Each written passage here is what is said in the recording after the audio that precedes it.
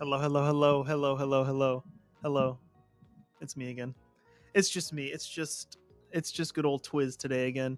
Unfortunately, Soapy is still out. Soapy is still injured. He still has a broken leg and a broken, I don't know, everything else apparently. It's just like his third time breaking the same ankle. So honestly, who's surprised at this point? So you're stuck with me again. It's just gonna be a short little podcast, and then next week I promise we'll be back to the good old Soapy and Twizz days.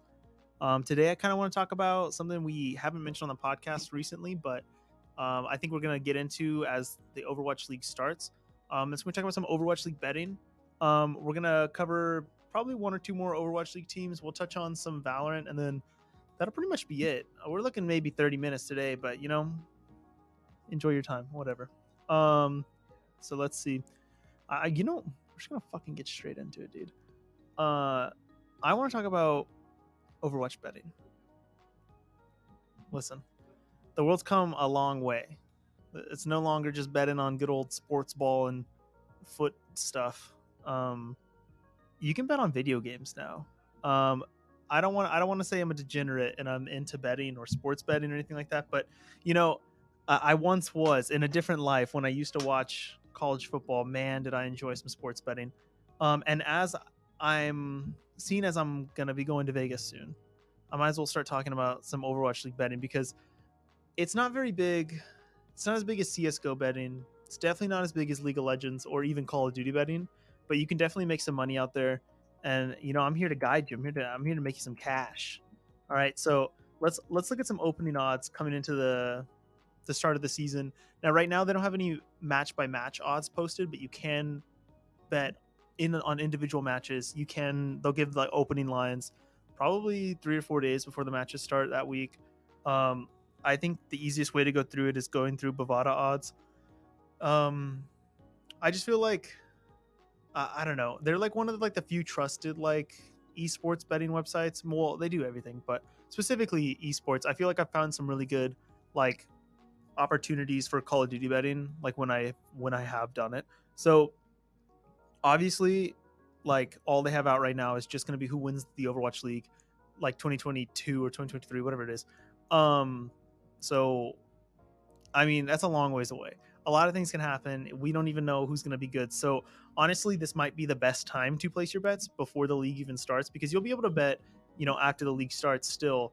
Um, but like everyone will have a better picture of who's good and who's not. So you might want to take these odds for what they are now because you could find someone like the San Francisco Shock for plus 2,000 right now, which that's absurd.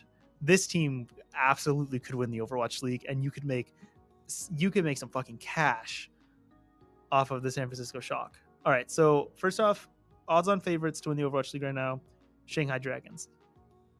They're plus 250. Now, is it a safe bet? Absolutely. Shanghai Dragons absolutely are the best team in the world right now. They just were quite literally the best Overwatch League team ever to play in this past playoffs. So, I mean, we're not here for these fucking safe bullshit bets, okay? We go down Los Angeles Gladiators plus 300. I got a problem with this. I don't have the same trust that everyone has in Los Angeles Gladiators. I think if you're putting money on a team to win the Overwatch League, they have to have one of two things. They either have to have like trusted players within a winning environment, like a team that's won before that can be perennial winners, or they need to have that like X factor.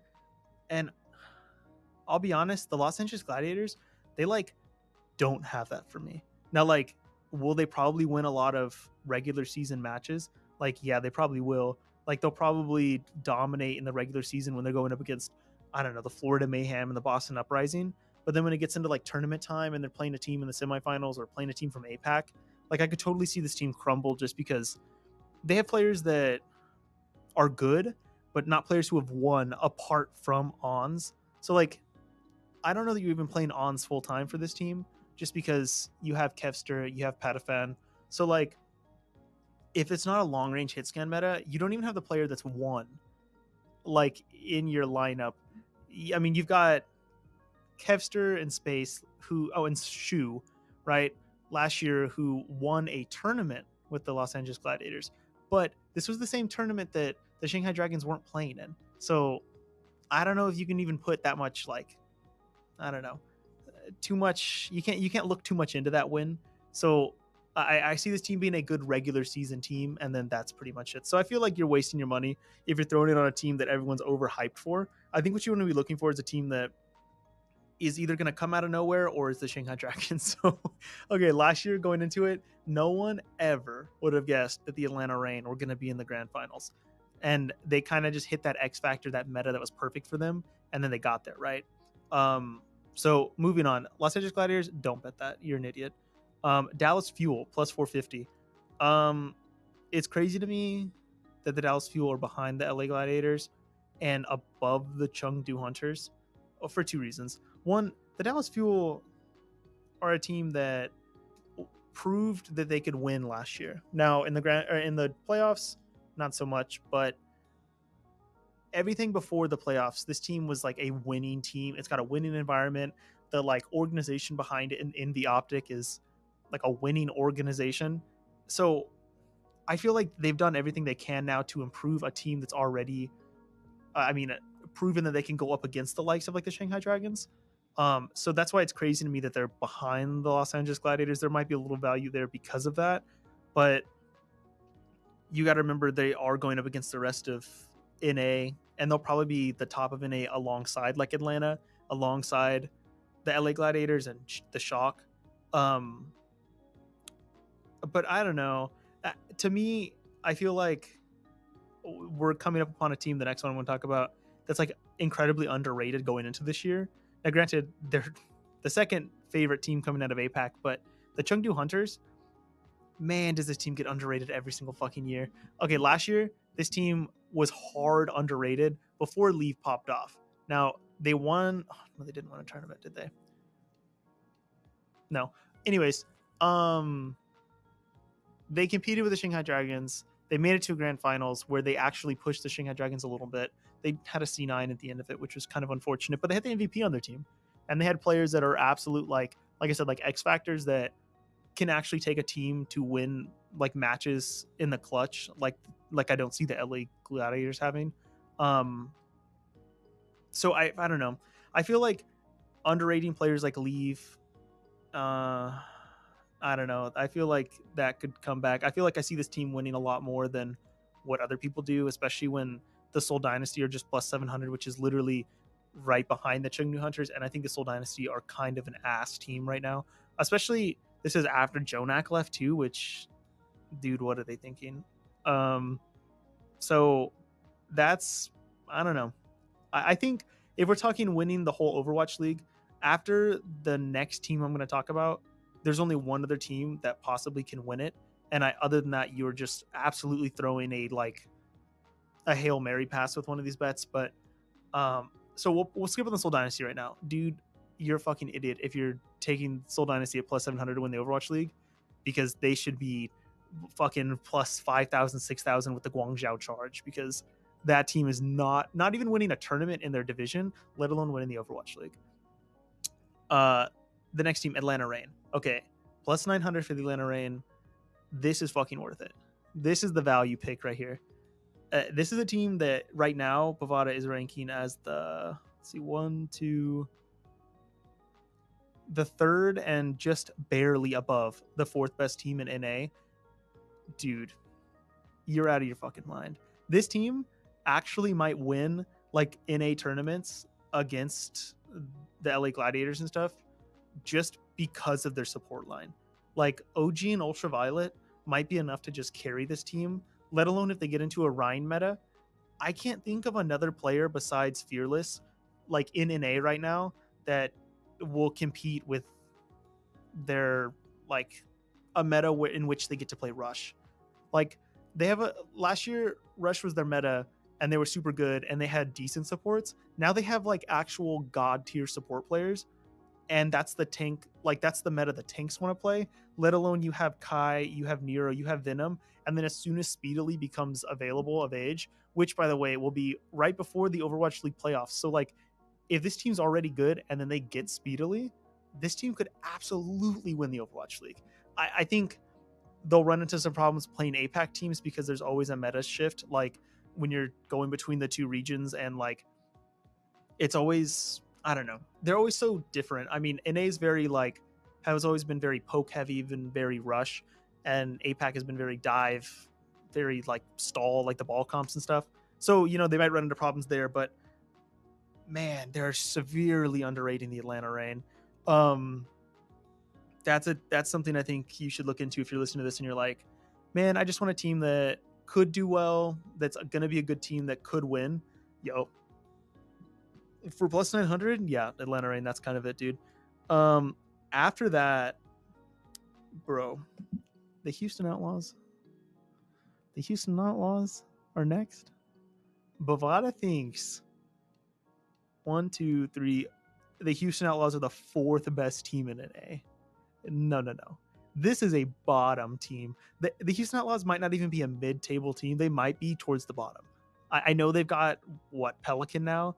I don't think that's enough for this team. I think like they have them ranked right now above the San Francisco Shock, above the Washington Justice, above the New York Excelsior. Dude, no. This is so stupid.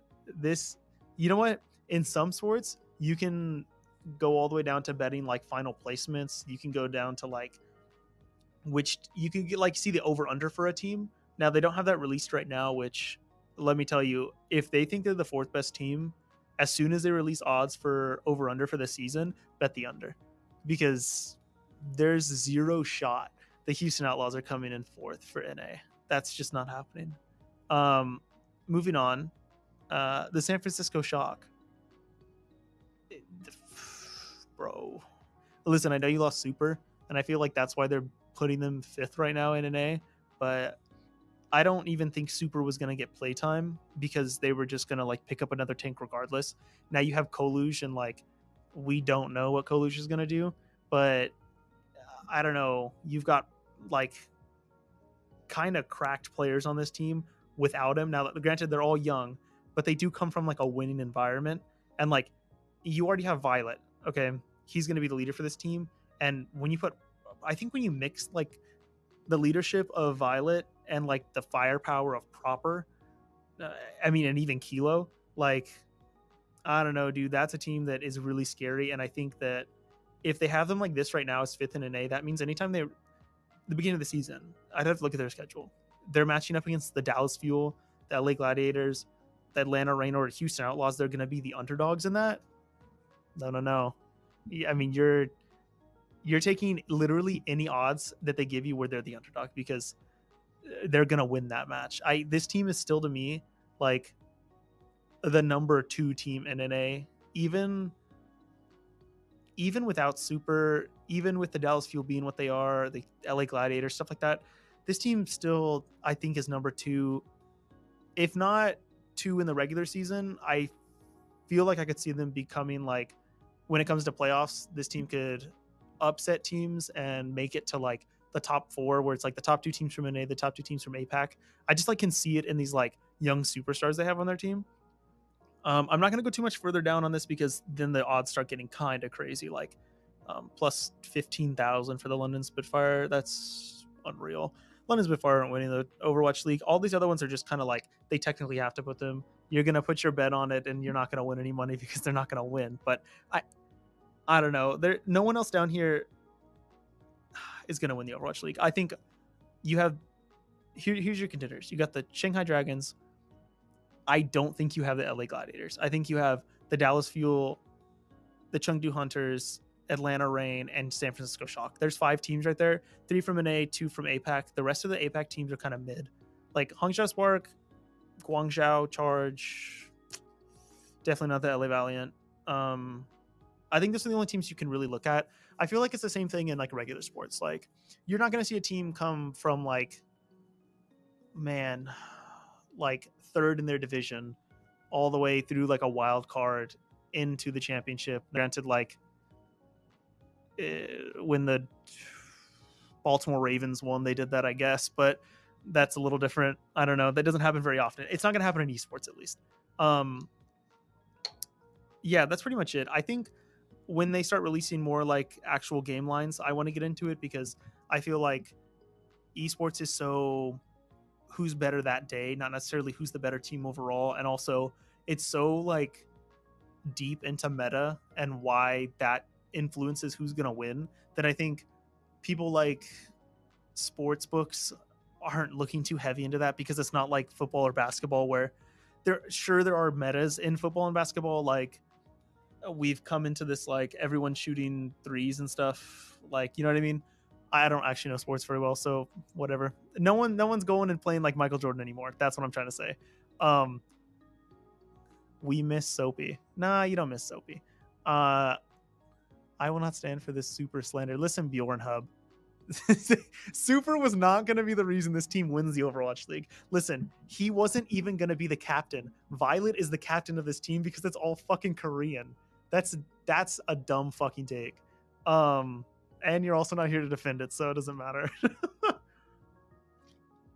Listen, when the San Francisco Shock had Moth, and when they had Sinatra, and when they had Super, absolutely. Like, Super would be the difference maker in that team, because that whole team is calming in English, and that whole team is primarily like American. So like he brings the vibes, like he brings the gameplay, but like in this team, I don't think you get the same thing out of the only American player on this team. You know what I mean? Like, I don't know how good of English that like Proper speaks or Kilo. I know Koluj does, but I mean, I don't see this being a tank leading team. I see this being a support leading team, just because Violet knows he's the best fucking player on that team. Even when Super was there, Violet is like almost like a GOAT player. Super's a GOAT player for his like personality and mentality, but like Violet is a GOAT for his gameplay.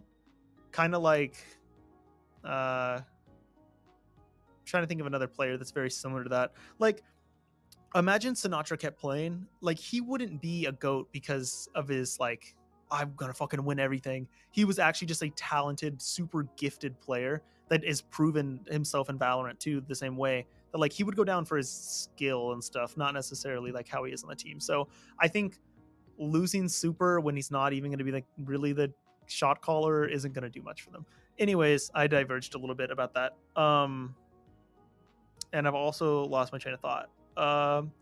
Anyways, yeah, when they release game lines, me and Sophie will go into it. I feel like meta plays so much in Overwatch League, and we don't know what it's going to be like, that, you know, you never know what's going to happen. As soon as a patch goes through and there's a new meta, like, I mean, literally anyone could win. We saw it with GOATs. We saw it with the players that beat GOATs, like the Shanghai Dragons when they started playing Ball, Doomfist, Sombra, Tracer shit. Like, that beat GOATs, but no one would have ever fucking guessed that they were going to be the San Francisco Shock like that. But anyways, I digress. Since we're still on the topic of Overwatch, I'm going to talk about a team. Let's see. We've talked about almost every single team at this point in the Overwatch League, and I can't wait to do a full overview of each team before the Overwatch League starts. Just because, you know, let's see. What team literally haven't we covered? I don't really want to cover the LA Valiant because I don't really think they're going to go anywhere, but we haven't talked about the Boston Uprising. Yeah, let's talk about Boston Uprising. I'm gonna feel really bad if we actually did talk about the Boston Uprising, but it doesn't matter. Okay, so Boston Uprising, they've got a big roster. Holy shit, they have 3 of everything. Okay, this roster, I mean, they have every position covered. Striker, Valentine, Victoria on DPS, Marv 1, Itzel, Punk on tank, and Faith, Crimzo, and MCD on support. Also, it's definitely not Marvel. Okay, it's Marvel 1. He even said it. Don't correct me. I think the highlight of this team, I don't know. This team is like, this is like a painfully average team that might get carried a game or two because Striker's on this team. Maybe if somehow Sigma becomes meta and you can also play Hanzo in Overwatch 2, like, or, well, I mean, Tracer will be good regardless. This team can win matches, because that means that you'll probably also be playing Zenyatta, and Crimzo has an amazing Zenyatta. His Ana gameplay, Yeah, we know the highlight is Striker, dude. But the highlight wouldn't be Striker if Zenyatta's meta. Because Crimzo proved himself to be Crimzo proved himself to be actually like a top tier Zenyatta player. His Ana is very, very hit or miss. He's like the worst Myeonbong when it comes to Ana, where like he has the like potential to do so many good things on Ana, and then his team doesn't support him, so you can't shine on Ana because that's kind of what you need, right? She can't carry a team the way that like a Zenyatta can. I feel like, especially if her team isn't performing. Um, but yeah, they've got pretty much everything covered. The one thing I don't like about this team, one, they signed MCD, bro. This guy shouldn't be in the league. I feel like I always have to get into this with the Overwatch League teams, bro. If you're fucking any form of like racist or anything like that, you've done anything fucking stupid, I'm sorry, you lost your chance in this league. Like, okay, so MCD left the Hangzhou Spark last year because he was saying racist shit about Chinese players while he plays for a Chinese organization. Half his team is Chinese. Yo, you're dumb as fuck, dude. Like, I personally don't think you should be in this league, regardless of how good you are. That being said, they have what you need if you have run into a double flex support meta, because you can run Crimzo and MCD. You have faith if you need to run your main supports like Lucio Mercy. They've got that covered. That's great. I don't know anything about Itzel. I do know about Marv 1, and I know that like his Sigma's good. He learned to play a decent diva towards the end of last year, but I feel like when he was playing Sigma for I'm gonna fucking blow my brains out if I forget what team he played for. It had to be of like Guangzhou, right? Because oh god, no, it's the Seoul Dynasty. When he played for the Seoul Dynasty and he was playing Sigma and they had double shield and whatever else, he actually kind of shined. But outside of that, this guy kind of fell off the face of the earth. I remember there was a point where like everyone was praising him as being like, oh, he could be rookie of the year. He could be, one of the best. He could be a role star on tank. But then, things happen. Where were we? We were talking about Marv 1. Okay. You kept Punk on this roster. This is a little weird too, because the whole roster is South Korean except for Crimzo, which I'm pretty sure he's fine with because he played for the Dallas Fuel when they were full Korean. That was the whole Decay team that was like actually really good, but whatever. You've got Punk to cover pretty much everything else. I think the majority of the time Punk will be played anyways. I know he honestly, apart from watching him stream, I don't know how flexible he is, I guess.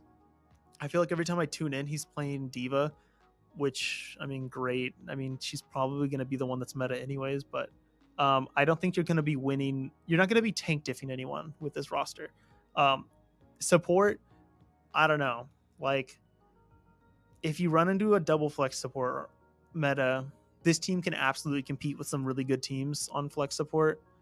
Just because you'll be putting MCD on Ana, and I know that I've seen him play Ana, and that's fine. Now we can talk about DPS. Valentine had kind of a mediocre year towards the end. He kind of fizzled out. I feel like there was a time where like all we were talking about was the Boston Uprising actually having a decent like DPS team, or like being a decent DPS team. But then that kind of fizzled out, I think the one character that I've seen Valentine play like actually to like a premier level is probably his Doomfist. I think watching his Contenders gameplay where I don't even remember what team he was playing, but I just remember watching him play against players like Sparkle and stuff on Doomfist. He kind of fried. Like, this guy's actually kind of cracked on that character. He always gonna play your fucking Doomfist because it's tank now. I don't know much about Victoria, so I'm not even gonna comment on it, but I do know Striker, and I know that Striker has won the Overwatch League. He's been on the best team in the world at one point. He's probably been on one of the best teams ever in Overwatch. So at least you have that. At least you can always fall back that, hey, maybe Striker will carry us. I don't know if Striker will carry you because, I mean, you can't single-handedly DPS diff the other team most of the time. But I do know that if you get him on Tracer, like, he's gonna beat most teams. Like, you're gonna win the Tracer battle, and sometimes that's all you need. So this is the meta that they need. They need Punk on Diva or Marv 1 on Sigma. I don't know how this comp works because it's Overwatch 2. And then you need Striker playing your Tracer. And then you need Valentine maybe playing your Hanzo. Maybe you put him on Hanzo or even Sombra, I guess, and put Striker on Tracer. And then Crimzo will be playing your Zenyatta. And this is where I don't know what you need after that. Maybe you just put Faith on Mercy because I feel like that fits that comp a little bit better. But dude, I don't know. I feel like you kind of need a Lucio in Overwatch 2. So like maybe Faith, Lucio, Crimzo, Zenyatta, but I could name like 4 other teams that would play that comp better, but they would still win some matches. Like they're going to beat the Florida Mayhem with that comp. They're going to beat the London Spitfire. They're going to beat not the Houston Outlaws, dude. Not even them. They'll beat the Vancouver Titans, but I think they'll be competing with where like the Toronto Defiant would be with that comp. Maybe listen, yeah, I don't know. This team is painfully average. Like I said before, I think if I'm gonna rate this team in A, I'm probably gonna put them. Let's see. We know Dallas is better. We know Atlanta's better. We know Houston is better. We know LAG is better. We know New York is better. So now they're at 6 still. San Francisco is better. That's 7. Paris probably is better than this team. This is looking like an 8th to 9th ranked team, which is crazy to say because I feel like they have like very much like this dark horse underdog energy to them because they're the Boston Uprising and they're just used to being a bad team. But I feel like they don't have that same kind of like, I don't know, they don't have much going for them here in Overwatch 2 apart from like Striker, I guess, apart from Crimzo feeling like he can lead this team. But I kind of feel like he just signed whatever contract he could get. So yeah, that's pretty much it. I don't want to cover another team just because we don't have Soapy here to, put his input in because he knows these rosters in and out. Wait, actually, oh fuck it, we will. We'll talk about the Paris Eternal really quick. This is a team that's the better. Okay, this is a perfect comparison. They're the better Boston Uprising.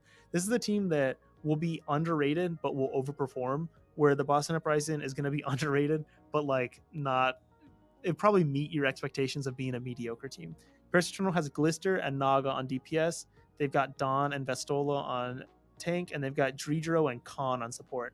Okay, last year, everyone fucking praised Dawn and Khan. These were like the duo from fucking, they were in elementary school or something with how well they synergized together. Dawn is a god tank, and he might be one of the best main tanks in the Overwatch League for North America. Vestola definitely like improved. So he came in late last year. He picked up the diva for them, and it worked. Dawn didn't have a great wrecking ball, but it was like it didn't hurt them necessarily. But this was a team that strived off of like Naga being cracked on like Echo and Pharah. And then you'd have like Oni God come in and play Symmetra or something. Like this team had a very weird like view of compositions and beating other teams. But now you've upgraded. You've got Glister on this team. This is like, I don't know how you even got Glister onto your team. You got a South Korean player to come play with a bunch of European players. I'm not really sure how the comms are going to work here, but man, is Glister really, really, really good. I think Glister didn't get a chance to shine for the San Francisco Shock as much as he could have, but man, Glister's Cassidy is actually incredible. This is like a Roll Star level DPS player amongst a league full of incredible hit scan players. There's something about, I don't know, something about Glister and how he played when he played for like the London Spitfire, and he was playing for a bad team, but he was like definitely the best player. And then he played last year for the San Francisco Shock, and he was probably their best DPS player. Like, I know Nero had his moments, but I still think Glister was kind of like their man. We better hope he fucking does good, otherwise we're gonna lose. So this is like incredible that they picked up a player on the caliber of Glister, because this team kind of got put with their backs up against the wall coming into playoffs last year. And if they had a team like this, they actually could have maybe done more. I don't know. So yeah, this DPS line will be great. Overwatch 2, your coverage isn't there because Naga is an incredible Echo. I don't think Echo is going to be meta. He's incredible Pharah. I also kind of don't think Pharah is going to be meta. So I know Glister plays Genji, but I think your Naga would play your Genji, or if that was meta, I'm trying to go through heroes that they would each play. And I know that Glister is going to be your Tracer player because I don't think you're going to be playing anything other than at least a Tracer, unless somehow Naga has picked up Tracer, because Onigod was their Tracer. Actually, that's not even true. Suna was their Tracer, but Onigod also played it. And then Glister would be here to play your hit scan if that was the case, but now he has to play your Tracer, I think. So there's definitely metas this team could be really good. I feel like we're saying that for every team, but I'm being honest when I say there's more metas for this team than other teams for them to be good in, which is awesome. Dredro, I watched this guy play contenders for a long time. I mean, if there's two contenders I watched, it was NA and EU. And I feel like every time, oh God, who was he playing for? Like, give me 2 seconds and I can think about it. Well, I know he played for Boston Uprising Academy, but that's not what I'm thinking of. New Kings. I don't remember that roster. I just remember seeing him never actually winning much in contenders, but I remember him still being a standout player, which is crazy because he plays main support. Mainly Mercy. I feel like that's what I saw him play the most. I feel like him and Skyrippa were two EU contender players that I definitely were paying attention to. So I mean, that can't hurt you when you have a player like Khan on your team for support. Khan is not like an MVP support player, but I do remember seeing Khan play Baptiste and being like, wow, this guy's Baptiste is kind of like Shu-esque. Like he had these like moments where you could probably confuse the two of their gameplay, much like you would see, I don't know, the way the supports and tanks played for the LA Gladiators last year. That's kind of how the supports and tanks play for the Paris Eternal last year. It kind of felt like the DPS absolutely did their own fucking thing, and then you saw tanks and supports. So yeah, with that being said, overall, this team could probably use another support player, because what are you going to do in double flex support meta? They could probably use another DPS player too. Honestly, I think you just keep, this hurts to say because I just sang his praise, Don. I don't know that you're going to be playing him really. I think you're probably still going to play Vestola, and that's fine, unless you're playing Wrecking Ball. But you definitely need another DPS player, right? For sure. And then if you're going to be playing Dredro, this feels very like if you're playing an off tank and you're having to learn a main tank. How similar is that to being a Mercy Brig player and having to learn Ana all of a sudden, where there's much less overview of the game and more actual like hand-eye coordination game skill that comes into playing people like Ana, Baptiste, Zen, because that's what you need. So like I'm not really sure how that's going to translate for someone like Dredro. So let's place this team in A really quick, because that's where they're going to be playing, which by the way is very cool. I'm glad to see this. Soapy keeps messaging me his takes. Buddy, you're not on a podcast. You don't get to hear your takes. If Soapy had it his way, even after Super retired, he'd probably still give Super the MVP. I don't know how that would work, but he'd be like, yeah, dude, I'm going to vote for Super. I joke. I like Super Stream too. Okay. I think Paris is probably going to fall lower middle half of NA, not because they're not good, but because other teams have just upgraded so much, and this team has kind of stayed similar to last year. And if so many other teams have gotten better, like you had to kind of have kept up, and they just kind of didn't. But I still like their players. This team would dominate EU contenders, and this team would probably be a top 5 team maybe last year in NA, definitely the year before, but just now I just don't see it. I'll place them above Vancouver. I'll place them above London Spitfire. I'll put them above Toronto for sure. Man, this is tough. I think they're better than the Florida Mayhem also. I think they're pretty close to where Boston is. I'll put them one place above Boston. This is like a 6 team, maybe 6 or 7. I don't know if they're going to compete for top 5 ever, but they'll definitely probably like be making the play-ins to tournaments. as the last seed. Like this is either the last or the second to last seed that's playing that play-in match to get into the tournaments. And then once they get there, they're not going to do anything. But it's kind of like maybe look at the experience from being there, and maybe they'll pick up another player, and like this team will actually be good. It's just who are you picking from now? Because do you pick up more EU players? Because I can't really name too many EU players that can make the Overwatch League right now. There's probably some NA players you could pick up, maybe some players that have been dropped from other teams. But like I don't think you dip into like Korean contenders just because you have Glister, because I know Glister speaks English. So like, I don't know, like you would have to fit the perfect niche to get someone over there. I don't even know where this team is playing out of. I know last year they were playing in London. I think they've come to North America. So I don't even know the process of getting a Korean player over here now. So like tough. I don't know. Yeah, I'm gonna go with like 6th or 7th. And that's pretty much it for covering Overwatch League teams. Honestly, I've gotten better at this whole solo cast thing. This is kind of fun. I just feel like I'm talking shit about whatever I want, and you can't say anything about it because I'm by myself. Isn't that right, Soapy? I know he's watching. Okay, last thing I'm going to say before I get out of here. Valorant, big tournament going on, Valorant Masters Reykjavik. This is kind of like their big LAN tournament. Dude, these matches have been really fun to watch, but also really, really hard to predict. One of the first matches of, okay, as of recording, there's only been like 4 matches that have been played. They're not even out of like the first round, really. The only team that's confirmed for playoffs at this point is Team Liquid. They 2-0'd their group. They still have to play Optic, which honestly, I think Optic's a better team than Team Liquid, so they'll probably win that match. But Optic have to win their next 2 matches because they lost the opening match to Exertia, who is a team out of APAC that I feel like no one saw doing anything coming into this. In fact, in Group B, you've got Team Liquid, Exertia, Optic, and Crew. We all know what Crew did last, like in Valorant Champions at the end of last year, and people were like, "Oh, like that team actually will come to compete." Optic is the best. Well, whatever.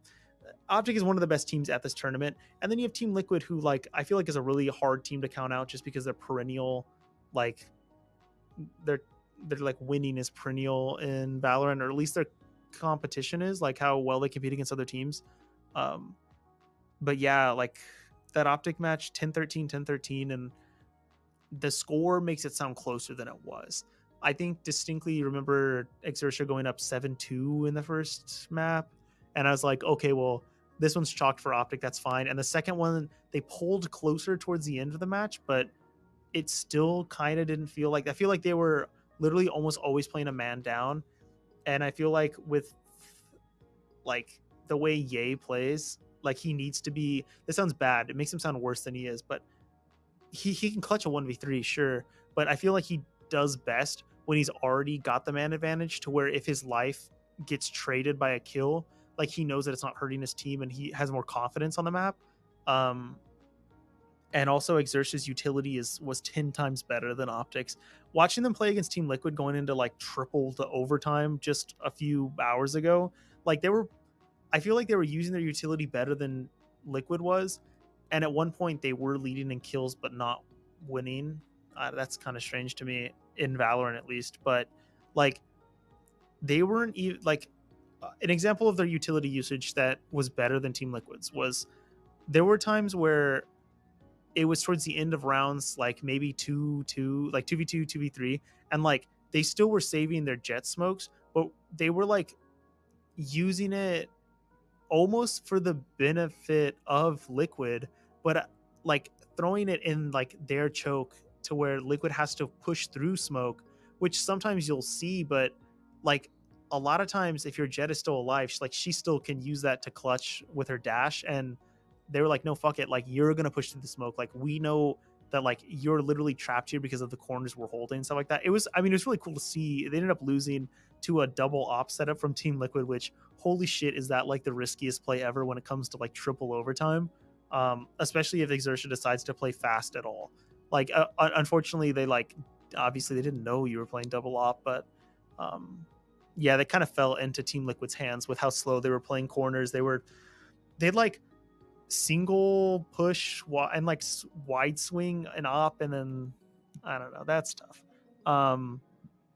Yeah, only other match that's really gone on. DRX absolutely obliterated Zeta Division. Bro, sorry, Zeta. Like, listen, you came from Japan. You had to beat my boys, Crazy Raccoon. I don't really care about you all that much. That was actually, they did nothing against DRX. And then Ninjas and Bananas, Ninjas and Pajamas. Jesus Christ, Jonah. They beat Fnatic 2-0. I actually didn't watch that match. I still have to go back and watch the VODs for it, so I don't want to talk about it too much. But I know that NIP was not even predicted to come out of this group, so that's just another upset, kind of. To me, I feel like Fnatic and DRX were the two teams you were thinking were going to come out of this group. If you had faith in DRX, which a lot of people don't, you would say Fnatic and NIP. So the fact that NIP already 2-0'd Fnatic is, I guess, says something. So like I said, only team qualified is Liquid. They still, next match is Crew versus Optic, and then Exertia will play a team also. So, that'll be cool. I kind of hope Exertia makes it through just because of how well they've been playing. With how much they outplayed Optic and pushed Team Liquid to the brink, I don't see why they can't beat whoever comes out of Crew or Optic again. But I think the downside is I don't see Optic being a team that can't like learn from their mistakes, especially like when they got caught off by the guard in the finals of NA. Like, honestly, they probably will win that matchup again against the guard. That's one of those like, we underestimated our opponent, which they probably did against Exertia, and that probably won't happen again. So that's pretty much it for me. I don't have an easy clap of the week except Soapy. You're still injured, so I get to say my favorite. Dude, literally the best part about having a podcast, at least the Easy Clap podcast, is I can say my favorite line for the Easy Clap of the week. It's "You're the Easy Clap of the week, bitch." Also, I can curse because it's my podcast. So that's pretty much it for me. Appreciate you tuning in. It's a short podcast. Soapy will be back next week. You can find me at Jonah_Christ on Twitter. Soapy doesn't get a shout out because he's not here. The Easy Clap Podcast on TikTok. And that's pretty much it, guys. Thank you, and I will see you next week.